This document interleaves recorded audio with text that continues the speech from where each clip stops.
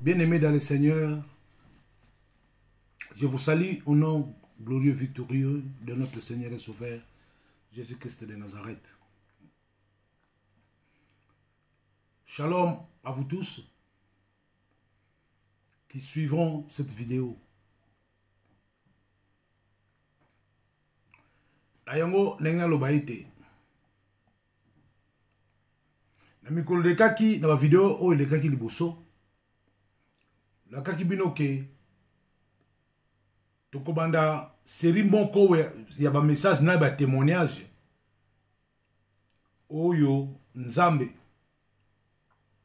na bolingo na ye alakisaki biso babotite mais alakisaki bana nanda kundenge tozalaka tozala bana. Alors Nzambe na bolingo na ye asali biso grâce que bana nyonso na kati na ndako bamonaka ba merveille na ye. Tongo me dit pourquoi. Na yango tobandi série oyo ya ba message tokobanda na oyo mwasi azana 8 ans. Na 8 ans na ye ozana ngo Nzambe amonisi ya minene koleka. C'est pour cela que je me suis permis, bien sûr, sur demande, il y a Saint-Esprit, il y a Kobanda, ba message, ba témoignage, il y a Bana, puisque Bazana Mike, je n'ai pas jugé bon de les exposer comme ça sur les réseaux sociaux. Nous allons prier afin que l'Éternel, que l'Éternel, à travers le Saint-Esprit, prend le contrôle de ce moment, au nom puissant de Jésus-Christ de Nazareth. Père Céleste, je te loue, je te glorifie. Seigneur, je te rends gloire et grâce. Au nom puissant, victorieux, de mon Seigneur, de mon Sauveur, de mon Rédempteur, Jésus-Christ de Nazareth, mon Maître. Louange à toi, Seigneur Jésus-Christ. Merci, Seigneur Jésus-Christ. Louange à toi, Saint-Esprit, le Paraclet, le communicateur indispensable de la grâce.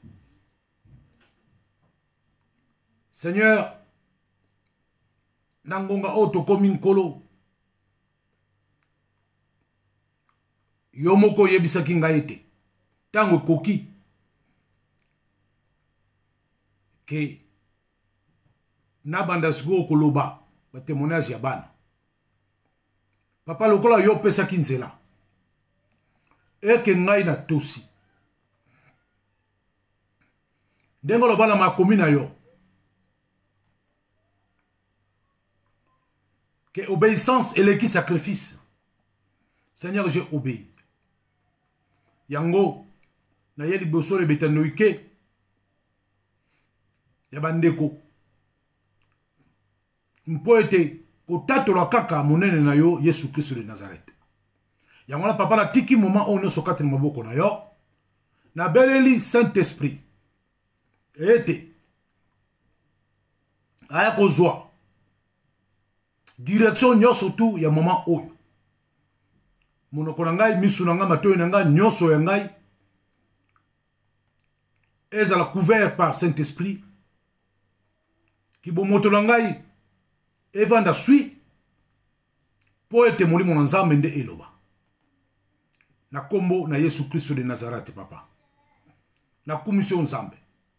Bible elobi bo na Esaïe 59 verset 19. Je paraphrase. Quand les méchants viennent comme un fleuve, l'Esprit de Dieu les met en fuite. Yamona kolo na kombo Yesu Christo. Tikete moto ya Saint-Esprit. Ekimisa na lombango penza. Musika nanga, musika moto no sokola na video oyo. Milimo nyoso ya mbindo. Nyoso ya butu. Nyoso ya molili.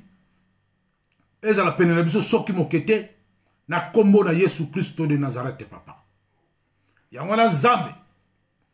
ba oyo bazala mitema endurci yawe na eko bondela ndenge makomi na yo komi Seigneur dans mon candidat 2 Corinthiens 10 na bandi na verset 4 na kombo na Yesu Christ de Nazareth. La Bible déclare: car les armes avec lesquelles nous combattons ne sont pas charnelles, mais elles sont puissantes par la vertu de Dieu pour renverser des forteresses. Nous renversons les raisonnements et toute hauteur qui s'élève contre la connaissance de Dieu. Et nous amenons toute pensée captive à l'obéissance de Christ, au nom puissant de Jésus. Pensez nous sommes en embêtés. Na memi ango na captivité, il y a obéissance, il y a comme Jésus Christ de Nazareth, papa. Au nom puissant de Jésus Christ de Nazareth, papa. Il y a un kolo na ngonga oyo. Na kena Ephésiens 6. Na lati casque salut. Kuira sa justice. Sentir la vérité. Pe na simi bouclier de la foi. Na loboko ya mwasi. Pe parole na yo ezali mbeli. Na simi na loboko mobali. Pe na makolo na ngai. Na lati sapato. Zèle de l'évangile. Au nom puissant de Jésus-Christ de Nazareth. Ya otikate armure nyoso o ngana lati na ngonga oyo. Moto nyoso kolanda video oyo. Alate armure wana selon ta parole. Amokane Ephésiens 6. Au nom puissant de Jésus-Christ de Nazareth, papa. Natiki nyoso maboko na yo. Père Dalobi, je crois ce que j'ai dit. Je dis ce que je crois. Et je le vis s'accomplir. Nul ne peut révoquer la parole de l'Éternel. Car l'Éternel est derrière sa parole pour l'accomplir et pour l'exécuter. Merci Seigneur d'avoir exécuté ta parole. Na kati na biso, yangai, ndakunanga, Père Motonyo Sokolanda Oyo, na komuna Yesu Christo. Nalobi, Hosanna, Hosanna, Amen, Amen, Amen, Amen. Bien-aimé dans le Seigneur, naye kopé sabino message. Oyo, Nzambe amonisaki mwana. Mukolo moko sima libondeli. Zay kaka na début année oyo. Sima libondeli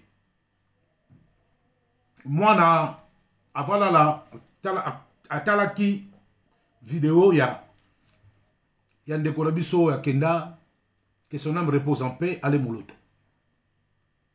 Alors atalaki yango yambo kolala zaki na mwa vacances mwana ke kolala. Atuna inga motuna papa, est-ce que je peux voir aller mon loto? C'est quand motuna kaka tuna kaka boy. Ngape na répondre la Bible, ah ma chérie. So ke kolala. Ngai, moi je peux rien. Mais le Seigneur Jésus-Christ a dit, faites appel à moi, je te répondrai. Et l'enfant était parti dormir. Bien sûr, elle a prié dans son cœur. Alala kina nute maramoko amoni toi yanda ko fungwami. 2 anges de Dieu bakiti balobi na elo côté ba se présenter te ba ye kaka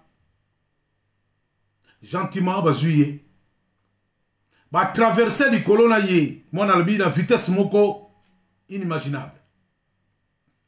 Tant que je traverse le colo, en un clin d'œil, moi, na Monique a commis place moko, le colo, la salle moko a mounene. Ba ange bazala ke belé, bazoko adoré, ba on ne soubalate ki pembe pembe, bazala ki de ba instrument nyoso tout, bazo yemba nenge ba to yemba kana l'église, ba choral nenge ba yemba ka, ba ngosko bazala sko e belé. Alors moi na akutaki bango baki prosterné. Yépe à se prosterner. Bilamba a échangé. A comme une robe ya pembe. Moi na se prosterné. Tant a tomé le misu. A yoko comprendre pourquoi batu ba guma maki. A moni makolo. Na batu ya sete. Elle a compris l'esprit na ye que Azaki devant le Seigneur. Après un moment donné, batikala ki ona ko adoré ko yemba kokumisa. Après un moment, à se retrouver dans une yalobi yango neti salle. Donc na salle moko boye. Amoni ba kitina ba mesa et kenda moulayi. Ezana bandeli meza na sukate. Et là, Zamba sali grâce. Amoni le Seigneur Jésus-Christ, le roi de gloire, lui-même, Elohim. Azako bongisa ba mesa. Azoko tiaba ndege tu bongisa ba mesa pour la fête. Côté moi papa mouchoir moi sani. Mais dans chaque kiti, sur chaque chaise, était marqué un nom. Donc c'est un combo de kiti a kutuza la combo. Ndenge toyembaka oh mon nom est écrit là-haut là-bas. Donc kiti a mutu eza la combo. Liboso ya sani, moi ba verre, mais devant chaque assiette, il y avait une couronne. Alors moi na mayele na ye tangu apesi biso vision oyo, alobi ya monaki couronne moko ya chocolat, mususu eza la quoi argent, mususu eza doré. Alors nous on a compris que couronne oyo ya monaki eza la quoi chocolat, ya marron, eza couronne de bronze. Ba couronne mususu eza en argent et ba couronne mususu eza ba couronne d'or. Seigneur alobi na ye eloko te. Ba anjo ba kopana ki etie pas Seigneur ba alobi na ye eloko te. Moi na monaki ba kombo ya batu oyo yalandaka pe. Mais na kotanga ba kombo wana te po batu wana dasi na bengaka bango basi na yebisaki bango déjà. Moi na monaki ba kombo ya batu au Sénégal alingaka mona. Ya biso, hein? Biso, donc, ya basa dans un mususu, ya Congo. Alors, tant que comme y'ona, mon a télé miatali, ndenge kolo zo sala musala, ndenge kolo zo bongisa. Si manango, balongo liye wana, lokola senga ki amona, adorateur ane moloto, ndeba ye komema ye ti esika ale moloto azalaki ndamuni ale moloto alobela ti pembe atelemi na sima instrument moko boye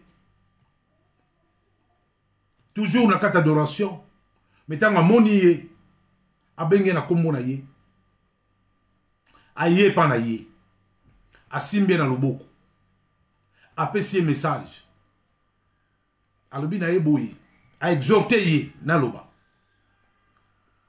continue ko sambela ngayo nazali na bomoi continue ko sambela atuni papa azo sambela mwana bia sambela kabi yebisa papa a continue ko sambela yebisa pe mama na bandeko na yo botika te bo continue ko sambela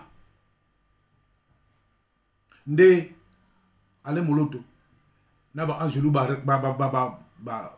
raccompagner mwana ba accompagner ti na sortie ba angelou ba juillet na ndenge ba zo retraverser sous les cieux mwana zo mona simanango mwana tango kitina mbetu vers 3h 4h du matin nde mwana ayekolo musabiso pour ba biso mama papa botala ngana moni. Donc, vision wana ya mwana yango wana visite na ye ya liboso oyo ba ange ba ku kozwa ye bazwa ye mbala mingi mais tobandi na oyo ya liboso po tango tokoya na ba misusu batu ba comprendre ndenge bandaki na ndenge ti ekomi lelo na nyonso oyo nzambe akoma kolakisa mwana na nyonso nzambe akoma koyebisa na lobi bana boni misanga na bi mwana moko parce qu'on parle qu'il y a mwana moko. Alors Tant moi na kiti. Azalaki na moi esengo. Mais esengo na sali ke ma emisono comme ko kita. Ma emisono comme ko kita ko kolela ye esengo. To bon de lier, to prier ensemble, to tike na mbetu alali. Deuxième enlèvement, il y a moi, cette fois-là, ils ont soutenu pour joyer pour que na lola. Alors, matin, moko le kaki nanda ku tozote abana sur le péché. Na yebisa ki bana ke na di sumu tata azate mama azate mwana azate. Alors, bana nek batuna ba question, batuna ki ba question, et vraiment batuna ki zalaki débat to connaît normalement moulayi, batuna ki ba question. Oh Saint-Esprit, ataki na to répondre bango te répondra ki bango. Alors moi na ke golala. Asambeli ka nga sambela ngani mikolo nyonso. Alala mutu pour l'été. Takitambala na ye robinet moulayi. Ake golala. Amoni susu ba ange, kaka ba ange wana. Ba ko kamata yi. Inde bakiti na eti na enfer. Bake na ye tina enfer. Bake na ye na enfer na département ya bana. Bake komonisa ye ndenge bana ya mikeya ya mbula na ye. Ba oyo bazana enfer ba konyokoma. Bien aimé, moi na supporter ki ngote. Moi na supporter ki ngote pa lobi. Papa na moni bato ya âge nanga. Misusu kutu ya mikepe lisusu ko lekanga. À l'époque, elle avait 8 ans. Ndenge ba ko sala bango. Batele misiye na ngambu mususu. Ba zoomer image. Pour être moi dans mon clair, ma kambo le kaka, nali felo. Bien aimé, l'enfer existe. Chers parents chrétiens, vous qui vous dites chrétiens, faites très attention. Vous avez les brebis de Dieu dans vos maisons. Faites très attention. Alors ma fille m'a dit cela. Il m'a dit, papa, il y a des gens, des démons, 24 heures sur 24, qui torturaient ses enfants.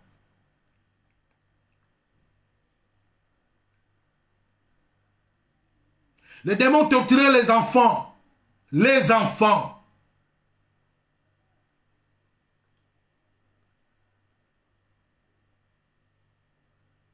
Bah mon sous ba okata ba maboko. Aïbaki un frère et papa. Aïbaki 10 sengi ya maman. Aleki dans un accident mutu que tout est à kufia keli felo. Bakati loboko la seconde azoko beta cri azoko ganga. Bakati loboko moi na lobi la seconde d'après loboko est repoussé. Que ceux qui vont traduire ces messages hein, les traduisent. Je vous permets de le faire. Ceux qui vont partager ces messages, partagez-les.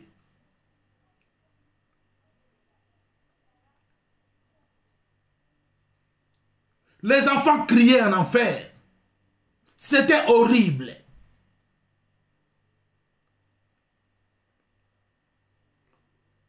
Notre sœur bien-aimée, ma fille, n'a pas pu supporter cela.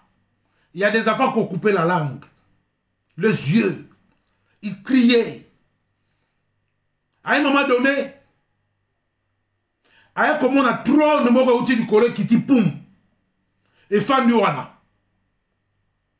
À mon niveau, le diable en personne en train de rigoler, de rire, de se moquer de ces enfants-là. Les petits enfants-là, le diable se moquait d'eux.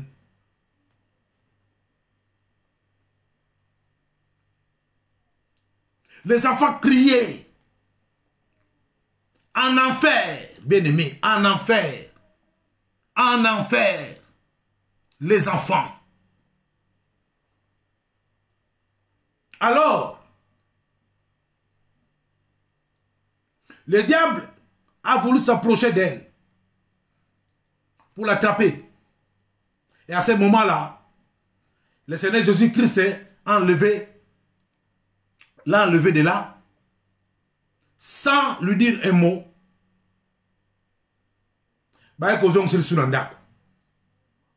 Ce jour-là, l'enfant n'a pas dormi. On a prié toute la nuit jusqu'au petit matin. Mais le Seigneur qui donne la paix avait donné la paix et le sommeil à l'enfant, et l'enfant avait dormi. Voilà les deux premières visions. Les deux premiers enlèvements de ma fille.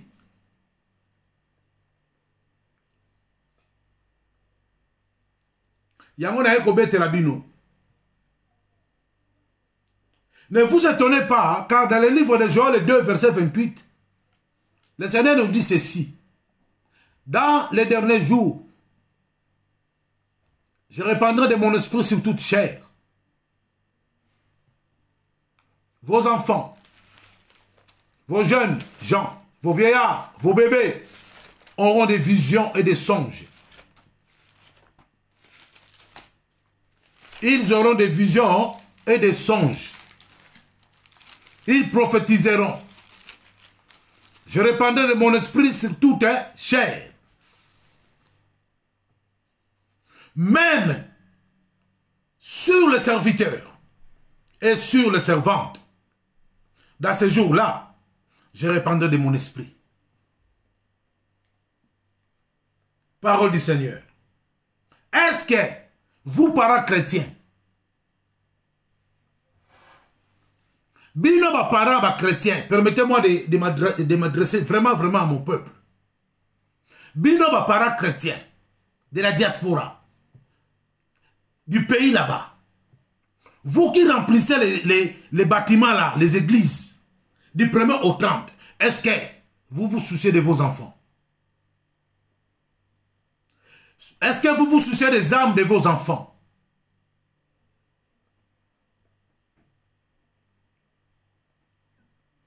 La Bible nous dit, ne vous conformez pas au siècle présent. Ne vous conformez pas au siècle présent.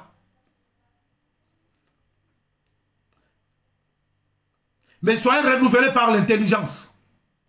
Avez-vous cette intelligence-là? Yabana Nabino. Oui. Yozo talango solo ba bon ba la famille na moko. Ba la famille na ngamoko oui. Na ngamoko pe. Naza divorcé. Avant n'a pas yesu nagi divorcé. Mais j'ai pris pour eux. Na sambi la rapport na bango. Au comment na nzela, moi na ya inane mobali. Babande ya ukangi suki. Batine en enfer. Babengi esprit ya homosexualité. Bango moko ba parents. Babengi molimo homosexualité et hier moi na zana bébé molimo homosexualité et continue dans nzoto ya mwana.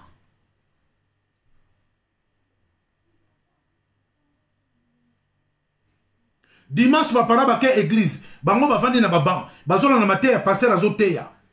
Mais bana bazo ki ba mangu na kati église bazui bana batia bango soit déjà na ekodim na ekodim kuna ba kabine bango ba gâteau ba kabine bango ba mikate bana ba lait ba meliji après ba betu maboko habite au église.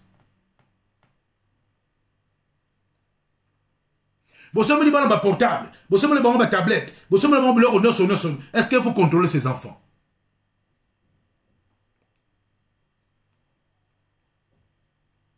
Non. Non. Bible dans 1 Timothée 3, 4. Permettez-moi. 1 Timothée 3, 4. Ah, voilà. 1 Timothée 3, 4. Je lis la parole au nom de Jésus-Christ de Nazareth. Non, 1 Timothée 3, verset 4. Oui.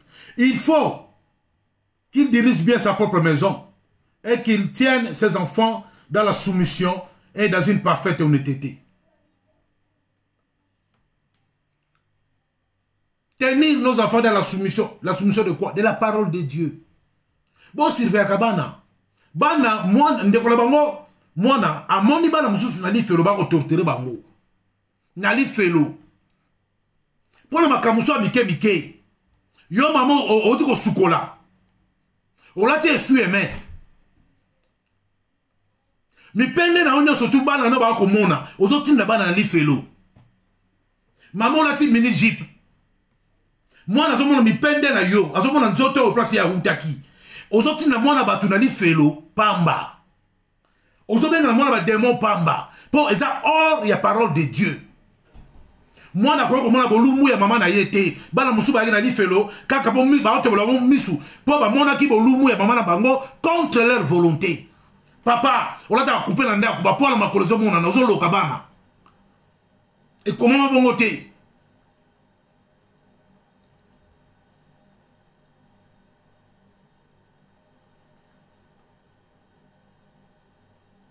Bana yandowe bakamata ki eramba babaluki na mukongo batali bolumba papa na bango te bazongi sima ba zipi bolumbu ben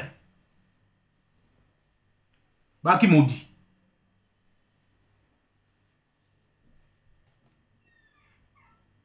biso nyonso toujours révélation. La Bible dit un peuple sans révélation est un peuple sans frein.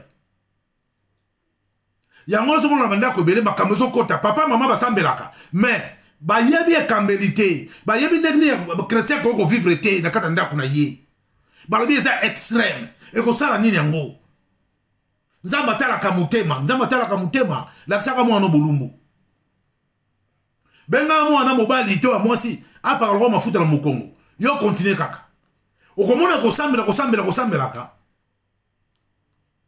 ozo zo résultat té ba démon ba tondi na kata ndako mwana moko 2000 démon démon ya jeu vidéo epai démon ya ba saki bosomela bango na ba blamba ba marque epai démon ya ba lox botika ka bango les démons rasta c'est un démon epai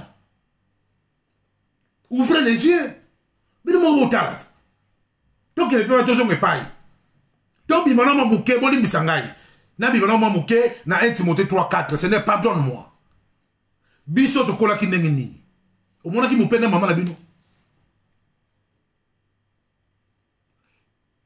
to papa na yo asa mona forme ya nzoto na yo avant baba la yo na Kisasa to na Brazzaville to na Luanda ba mona ki Luzitu, o ba Congo ba Luzitu. Tozo mona ngo pa mama ba Congo ba mama ba camarade. Boke mutala muninga bofandi mama tsheli no fufu. Mais faut mona mama o tshelo fufu avec respect. Alinga tal mupende na yemo na te. Biso kutu wa ba luba ko lo ba kutu te. E kambeli ele kana ndenga mukete. Nzoka nde ezaki na ngonzela malamu.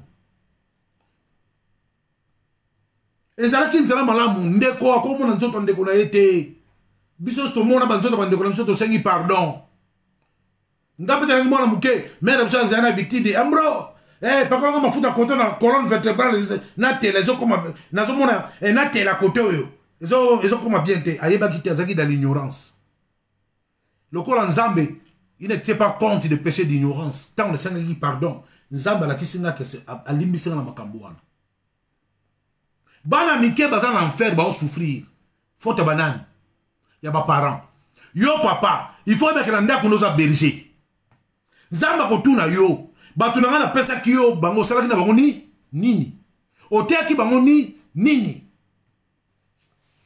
Proverbe 22 verset 6 Psaume Proverbe 22 verset 6 il est écrit. Je lis la parole au nom de Jésus-Christ de Nazareth. Instruis l'enfant selon la voie qu'il doit suivre. Et quand il sera vieux, il ne s'en détournera pas. La kisa mwana nzela ya nzambe etikala na mutu tanga okomo mubange ako se détourner na nzela wana te ba okosa yete ya ozo mwana kola ndako saki bien mwana pousse le mukia komi kuluna Moi, nazalaki bien, na quartier na porte avant Dakar. Moi, na poussé na mouké, à comment t'es noir. Moi, na maintenant que le collège bien, moi, na changé. Moi, na mon sens, qui n'est bien, zotanga bien. À comment la poussette? Ma poussette, mon la poussette.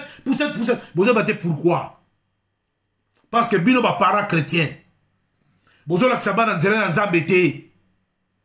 Bon, le but est en bas au col, ba osala choix na bango. Quel choix? Au bango ba osala. Quel choix? Et pourtant, yo moko, avant ya poto. Na tata la bino. Na maman la bino. Vous avez chaque dimanche.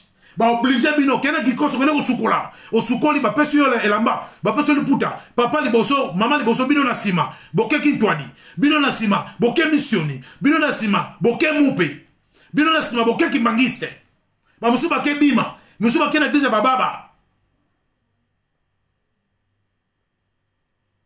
au comme une apôtre le c'est la modernisation pays de la liberté pays ya wapi ndeko na liberté wapi.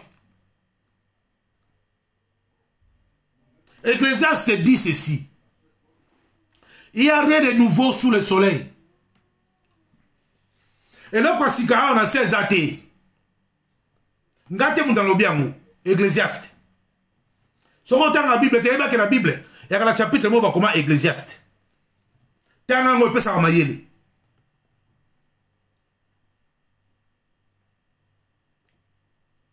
Mais non. Et ça n'a pas si la montée m'a dit, mais et puis c'est vrai, on a la côte de l'église de réveil mingité. La côte de l'église de réveil mingité, la porte la côte des églises de réveil.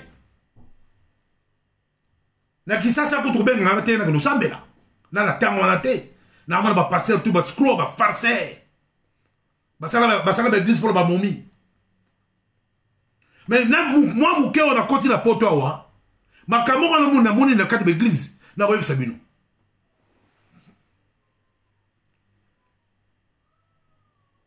Des églises sans esprit de Dieu. Ngana hotel maniboso boyem sur l'obet à quitter à nazo yemba. To nazo modéré. To nazo mon namba na amike ba sorcier. Ba sorcier. Au Golbanana l'église à Batu.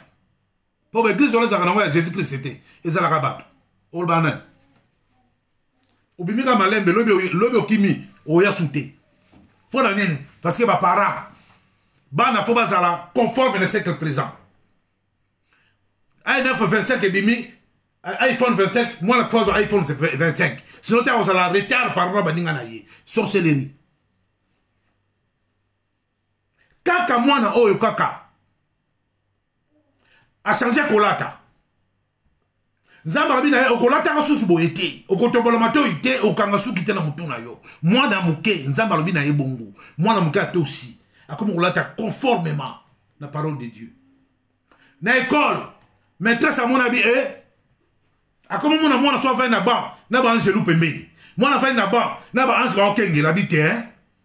N'a pas de meka moi, n'a pas place mon abimaka, n'a pas ni les caranda kouan. Bien aimé, oh, pèse un témoignage, hein. Minuit coquille, te comme il s'en là. Week-end. Car on est à Kalanda Korozo, ouais, Alléluia, Hosanna, Alléluia, Hosanna, pas cet esprit à côté pas moi là. Moi na eboye bisanga, papa, maîtresse de biso sao, en esprit. Araba souki milai, manzaka milai, maîtresse de biso yeyu, cet esprit abinanga maîtresse de biso yeyu. Nature wapiye, abinanga yeyu telemia, on a dit bon. Yo le kolo tiki kwa na yo. Oye contre la quand Jésus-Christ Nazareth. Ndene Goliath a contre Israël au coin de l'eau. Bien aimé, prière de combat. J'ai semé surtout Yazo Sala. Nganza Bakainga Misu. A fungona kaka matoi. Ma fungona mona misu na matoi. Ba j'ai ce soir zo Sala mona websanga asaliboy. Asaliboy. Asaliboy. Moto. Na pandie mutu au nom de Jésus-Christ de Nazareth. Akenda tilelo abelaka mutu. Na bisa ki yo obelaka mutu. Ti mukolo yamba Jésus-Christ comme Seigneur et Sauveur. Oko mona ba spécialiste pour dans la poto. Oko kota ba IRM na ba scanner. Akota ka IRM na scanner. akoka su kotala mwana na misu te maîtresse ya mwana sorcellerie ena mboko ya kosakana te bobatela bana bolakisa bana nzela nzambe bana batangola dans la vérité bana baapplike parole botika komemela bana bademo na ndaku nazalaki musicien ntango yo na mokaka na ntongo okamati nzembo ya songolo to mpakala ya mokili otie na ndako nyonso kobeta pimbibibibebe osimbi 86 osimbi whisky yo na madame azolamba kuna na coupe ye wana awalakisa bana ne mibali mipende madame azoyeba te azoloka bana mpo bana na babotama mipende wana efungwamaki koma yo ozolakisa mwana nzela omona utaki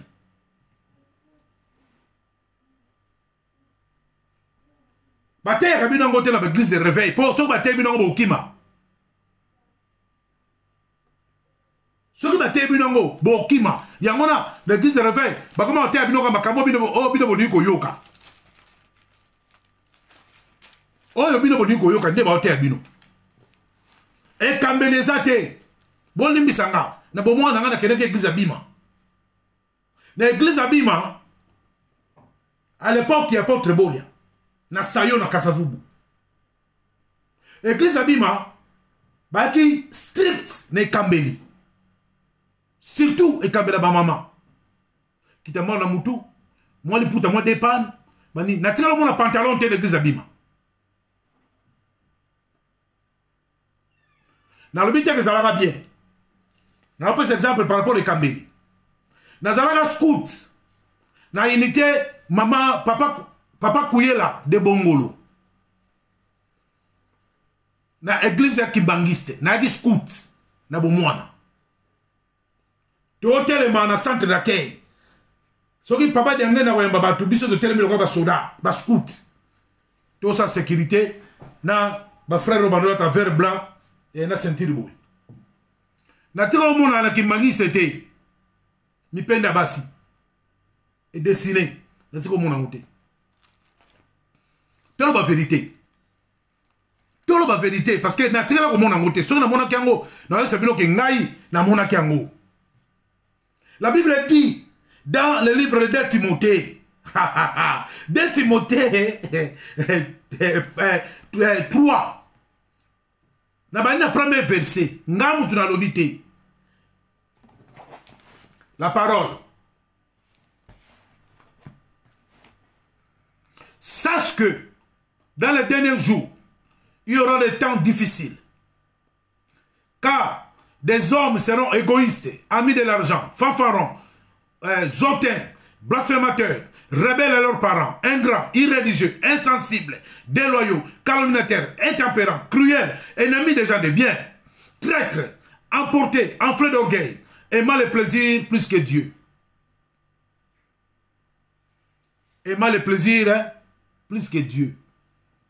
Batu ba komi olunga plaisir ba passer batali na otika la mpiaka ngana chali baya dimanche kana robeta po ba ngoza kana ngo ba mateya te za ngo glisse za ko ba concert dimanche kana robeta na zo mbongo te na robeta ba ngo matolo te tika ba ngo kota na pantalon tika ba ngo kota na ba mèche tika ba ngo kota na ba faux ongles tika ba ngo kota na ba sirène des eaux tika ba kokana Jezabel ba kota na bango to koyebisa bango nzambe atala kaka motema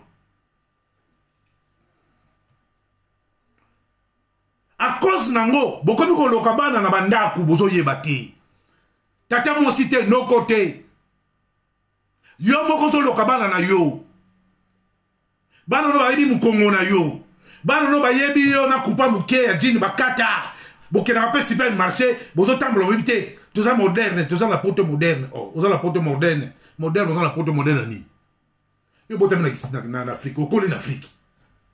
Vous avez la porte aux éducation, aux instructions, par rapport à ça qui est au bout à qui, au commencé à Mundelo, là, au sommet Mundelo, en Afrique, à Boagiaï. Yem Sanga. Attends la minute, ça qui m'a dit sur du 1er au 30. Soukalango, à quelqu'un la ville, à lui, il sera mon hamburger.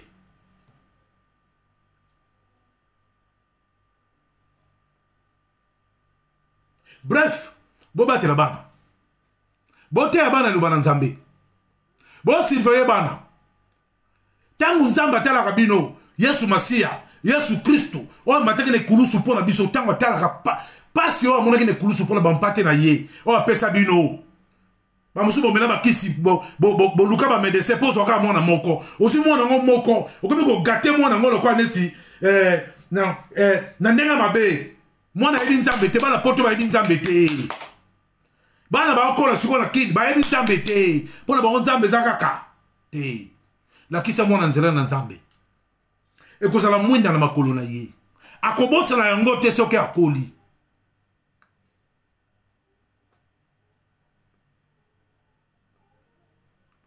Yango bateya, yango message, yango pe moi exhortation, ya mokolo malelo. Ezali série, ya ba message, oyo nzambe, alakisa kibiso à travers ba servante na ye na kati na ndako pe ba serviteur na ye na kati na ndako. Nzambe za lukumu, oya yoki, kona kumisama. O pa yoki te. Ah, papa, maman, soki na cimetière mo za ba Congo. Na ibisu mboka ngote meseri mo to ke ba matadi mingi. Toujours les kawana cimetière mo bacha ekekomoko alobaka a pointer na musapi ba koma pemeno bi ngape na zaye lokwa bino. Ngape na zaye lokwa bino. Mukolo tana oyo kokoka. Ndeko yeba ke likambo yo kaki na chaîne ya YouTube. Ezalaki destiné pour na yo mutu na solo ba na yo. Eki pour na yo. O changer vie. Batela bana na nzambe, nzambe apesi yo bana. Batela bango, lakisa ko nzela na nzambe. Sauf que lakisa bango nzela na nzambe tela mokilo na se, ya que des esprits. L'esprit de Dieu et l'esprit du mal. Donc, yo liwo lingate. De moi kota na nzuta mwana yo, abano mene vie mwana no mabe. Kaka, lisumu ka moko osala. Bozana Yesu te na kata ndako. Apocalypse 22.